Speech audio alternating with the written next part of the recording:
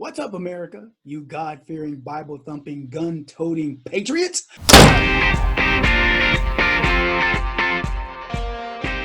My name is Kevin Jackson, and I'm happier than Rosie O'Donnell at an all-you-can-eat buffet to be here with you.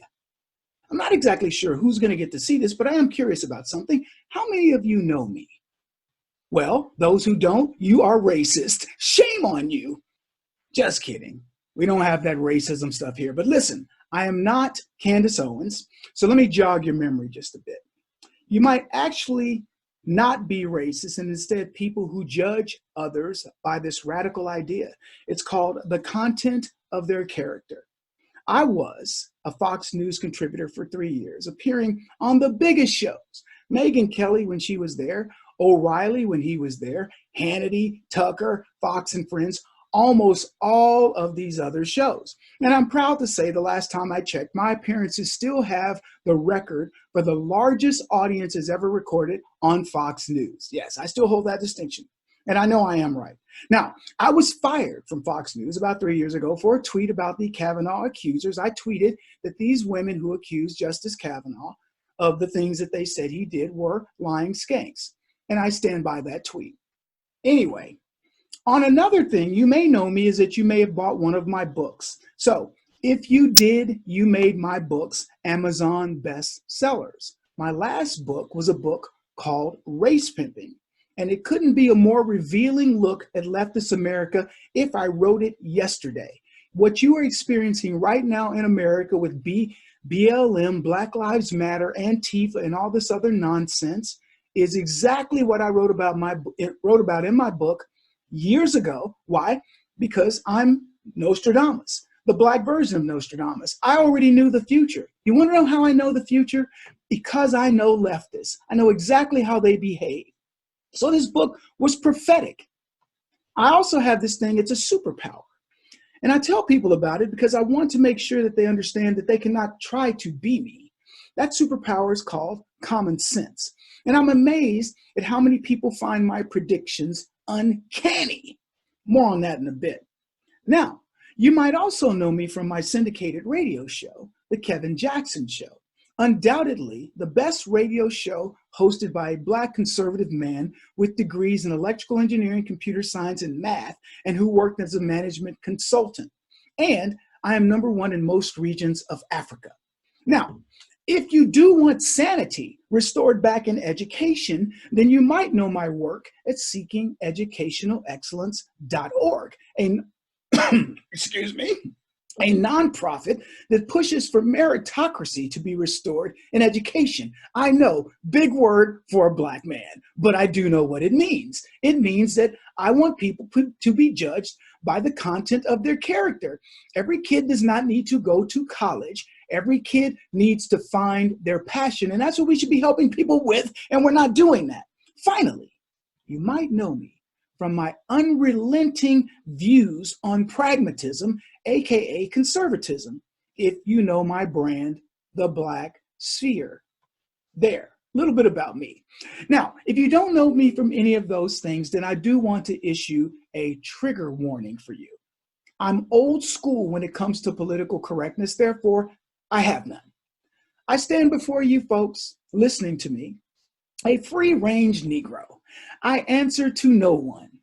The life of a free-range Negro, well, it is interesting to say the least, because it closely mimics what the left describes as white privilege. Right, as a free-range Negro, I'm not shackled to the tropes of leftist blacks. So when a black thug gets himself killed by the police, I'm not required to riot or loot. I don't even have to badmouth the police, white people, or America. Which brings me to my next commercial, bleedingbluemovie.com. I made a film that showcases the stupidity of leftism and how it wants to turn thugs into heroes. I give you the pragmatic view of policing in America. So, bleedingbluemovie.com. Anyway, back to the free-range Negro. So, as a free-range Negro, I eat foods I want, unshackled to things like chitlins or chicken. I enjoy wine and not necessarily red Kool-Aid, even though I do partake. I don't necessarily drink Ripple, though I have, and Colt 45, well, it has dawned my refrigerator, but it's not a requirement. Yeah, I just go on with my life per the Constitution. Life, liberty, and well, you know the thing, right? My counterparts are called plantation Negroes. And you must hyphenate that when you use that term, you see. Yes, or they lose their minds. Also, I want to just say one other thing about food. When it comes to food, they lose their blackness if they're caught eating anything other than soul food. Oh, yeah, yeah. As a free-range Negro, I can enjoy ethnic foods like Chinese food or Mexican food, all while retaining my authentic blackness. That's the difference. But I digress, because we're not here to discuss the free-range Negro necessarily. We're here to discuss American greatness. And we can do this by eradicating racism, an interesting subject and one that I absolutely love discussing. So, who are the real racists? Well, I have a theory that is based in facts and my superpower, which is, remember, come on, white people, common sense. Racism, as it turns out, comes from Holly weirdos. Holly weirdo, anti-American, Antifa supporting, Black Lives Matter funding, hairy underarmed feminist leftist male hyenas and eunuchs, aka cocktail sipping, troublemaking white leftists from the coast. Are we clear? Are we clear? The people who call middle America flyover country. The real Americans are in flyover country, not these coastal lunatics. And they are the VIPs. You are the VIPs. And I want to encourage you to show these coastal vermin that you are the VIPs when you vote in person in a few weeks. That is vip.unhyphenatedamerica.org. My next commercial. VIPs, okay? Now, back to the racist. These racists, the leftists, they hate America, so much so that they prefer to see a brain dead moron of a president over the most competent president in modern history. If Obama had a fraction of Trump's resume, we would have his face on Mount Rushmore right now. You understand? But because he's a failure, the left have to prop him up to make him look bigger than life, because Obama's truth means that leftists failed on a monumental scale. They can't admit that. They would rather scuttle the country than be wrong. So they chose Joe Biden, a guy who cannot tell the truth if you put a gun to his head. This is a guy who will lie about everything. He has propped up his resume in every way possible. He has lied about his academic prowess. He has none. He has lied about his supposed civil rights things that help Black folks. He lied through his teeth. He is, well, dare I say it again, a lying skank. Now, I want you to understand this. I got a meme from Taylor Swift, and it read, "A woman who writes songs about making the wrong choices in men wants us to choose Biden." Yeah, see, that's exactly where we stand in America today. People want us to make the wrong choice and who we want to cuddle up next to when it's one of them cold nights and you need somebody to spoon with. Well, you don't want to spoon with Joe Biden. You want to spoon with Trump. He will wrap you in the luxury of his hair and you will wake up warm and feeling good the next morning. Anyway, whatever your political persuasion, I hope you do decide that you are not stupid enough to go the other way. Understand this, folks. City and states run by those who oppose us are literally burning, right? BLM and Antifa run amok. Crime and corruption run rampant, and it escalates daily, and these butt clowns want to defund the police. Did I mention that I made a movie about policing? It's called bleedingblue.com. No, I'm sorry, it's bleedingbluemovie.com. I was just checking to see if you were paying attention. So anyway, I want you to understand how racist, when you consider crime in Black communities, it is to want to defund the police. The fact that Blacks call the police 700% more than white folks. If we are calling police 700% more than white folks and police are out to hunt us, we obviously think we're pretty good at escaping from them. And we are, because we don't get killed in nearly the numbers that they claim we do. In fact, if you really want to look at the institutional racism that follows around, that the black folks want you to believe, these leftists, I would ask them to look at the institutional racism of blacks killing other blacks. Oh yeah, that'll make you think. So here's who we need to defund. We need to defund the thought police, not the police. The thought police who tell the most heterogeneous people in the world, the most heterogeneous country in the world, that we are racist. What could we possibly be racist against? They want the world to believe that America is dominated by white folks and we're afraid of being browned. Nobody has ever complained of Africa that their countries are afraid of being whited, right? These are the most homogeneous countries on the planet, 94% Umbukus, and nobody cares. But America, if it's 30% white, it's too white and it needs to be brown. Only in America, folks, do we tolerate such nonsense.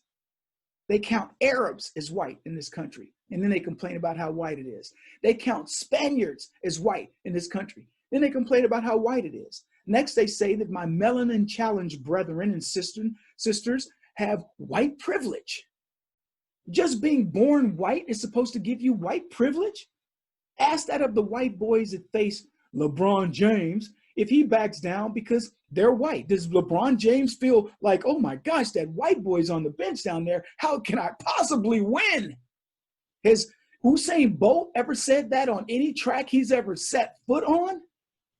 White people get the privilege of paying for every wet dream and political porn of the AOC crowd with their hard-earned, legally acquired income. Global climate farce, spotted owls, save the Guatemalan midgets, they yell. They put their black pets away as they strategize on what's going to be their new pet project. Black people, we're going to temporarily put you away so we can face these horrible things that are happening in the country. It's insane. The darker the skin or the darker the hide of the animal, the better. I think they stopped protecting baby seals when somebody told them baby seals are white. And if you're a deadbeat, opportunity laughs in your face. But if you put in serious effort, opportunity is going to reward you. Look at Obama, undoubtedly the most unqualified president ever, but he persisted and America rewarded him. If that clown can do it, anybody can do it. Even those blacks who aren't light-skinned and have a Negro dialect, you too can get in on the party. Let's talk a little bit about toxic masculinity. The thought police wage war on men. They say to men that we suffer from this malady called toxic masculinity. That's what we'd expect leftists to say, right? They are run by the worst excuses of women on the planet. I'll just say it for you. The left have no masculine men.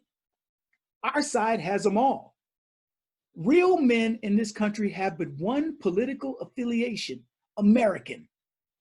Thus, we don't kowtow to the penis envy, hairy leg, vagina hat wearing feminists who can't even handle our transsexual former brethren.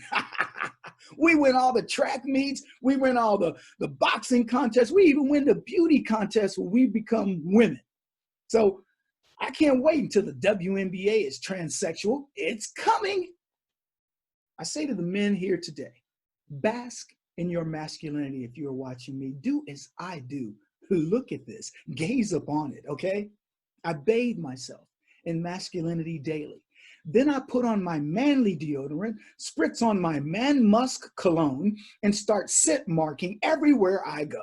In fact, I'm so toxically masculine that I fear women listening to me right now, watching me is even more dangerous. You are pregnant from gazing upon me.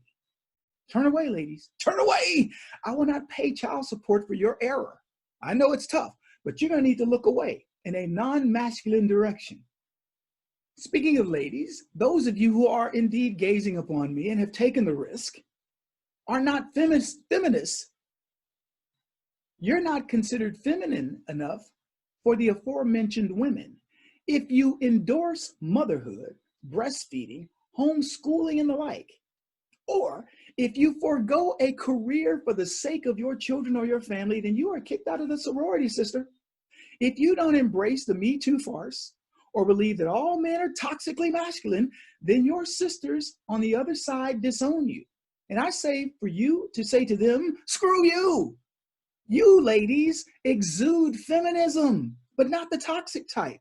You make the choice to live a life that respects your gender partner. You know that other one? Men, you women are the salt of the earth, and you are the reason why, pay attention, men want to be better men. So thank you for being you. I want to look back a little bit. See, when I think of America, it makes me think of a Stevie Wonder song called I Wish. And the lyrics to the song go, looking back on when I was a little nappy-headed boy, then my only worry was for Christmas, what would be my toy? Now, a little bit about me. My mother died before I was 5 years old, and my father was in San Quentin prison most of my entire life. Now, I was raised by my grandparents, who instilled in me that hard work pays off. Poor, we were, but we didn't care. See, life wasn't a comparison to others, but an appreciation of the gifts that God gave to us each and every day. And I love reflecting on that time. I do. Because my family, we ate together, we played together, and we prayed together. And I was taught by my grandparents to love my country, and I do. My grandparents taught me optimism. They would say, if you wake up in a pile of horse manure, Kev, get up and look for the pony, boy. They told me that in America, there was no limit to what I could be. I just had to want it badly enough. I don't think there's any other country where a race of people has risen from the lowest social status to the highest than in America. Black people in America accomplished that. We went from being slaves to being in the White House. Yet much of this country still complains. It's never enough. And they've been taught to look for blame everywhere but themselves. Roughly 7,000 blacks are killed by other blacks every year, right? But we focus on the handful of blacks that are killed by police. How silly is that? That's like a person coming to the hospital with a gunshot wound in the abdomen and a twisted ankle. And the doctor says, let's look at that ankle. Yeah, it's disingenuous, folks, because people blaming police in this example do not want to solve the problem. Now, currently, there's a movement to redefine America the same way the Black Lives Matter movement wants to redefine how we look at society's ills. But they don't want you to know the truth. And that's this 1619 movement. So I want to close with a bit of history and a bit of irony. The 1619 movement wants to demoralize us, makes us hang on the vestiges of slavery. How can anybody support a movement, folks, that wants to demoralize the country? The lie of white guilt, the lie of Black oppression still existing. So let me tell you a dirty little secret of 1619. The first slave owner in America was a Black man. Now, how is that for irony? The founder of slavery in America is a Black man. For 1619, that's like a white man going on Maury, being accused of being the father of slavery. And then Maury says, we have the results of the DNA. You are not the father, white boy. Doesn't that blow a hole in the idea of America being founded on slavery? You see, 1619 brought indentured servants to this country. And in 1621, Anthony Johnson arrived as an indentured servant, a Black man. He worked his way out of debt. He got a piece of land granted to him, and then he hired 5 indentured servants. And here's a bit more irony for you. 4 of those indentured servants were white. And one of those indentured servants decided to escape. It's a guy named John Kasor. He was the Black one. But wait, white people, as they say in the infomercials, Kasor went to Johnson's white neighbor's farm, and that white neighbor actually paid Kasor's debt off to Johnson. But Johnson would have none of this. Oh, no, no, no. He wanted Kasor back. You will return my Negro. So he sued his white neighbor for the return of his black slave, his black indentured servant, and he won the case in court. And in the mid 1600s, this court made John Casor property for life. I want you to think about that. So America has nothing to apologize for. America is the greatest country in the world, built by the greatest people in the world. And anybody that wants to demoralize this country is demoralizing everybody who built it. The LGBT community, the Black community, the Latino community, the female community, the white community, and all the other communities you want to name. And you don't need intersectionality in order to understand that. You're no better than somebody just because you're black, short, ugly, with bad breath, and you're a lesbian. You're just a human being that's got some flaws. And you're no better than somebody if you are white with blue eyes and blonde hair, and you are straight, and you've gone to college and had two parents. You're no worse than anybody. You're no better. What we do is, as individuals, we deal with our circumstances. My name is Kevin Jackson. Thanks for listening.